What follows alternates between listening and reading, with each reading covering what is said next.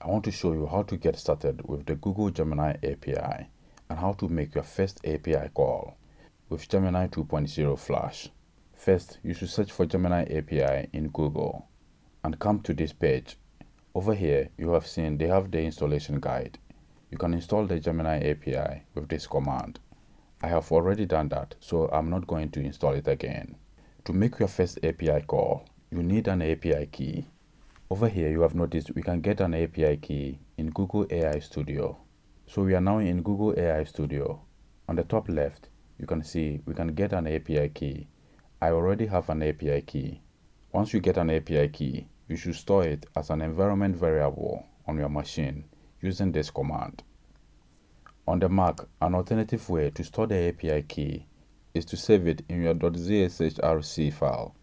This is a hidden file, so you should go to your home directory first with Shift, Command, and H.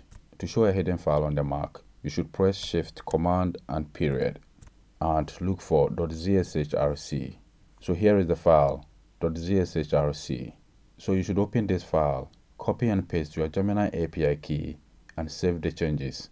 Once you carry out all these steps, you can now open your favorite editor. Add all these imports. First, we are importing the Gemini API. I have also installed python.env.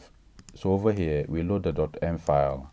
Next, we create a Gemini client and use it to get the API key from the .env file.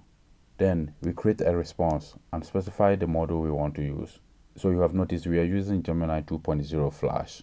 In the basic form of the response, we can specify only the model and contents. So the contents is the prompt we want to use. Finally, we print the response.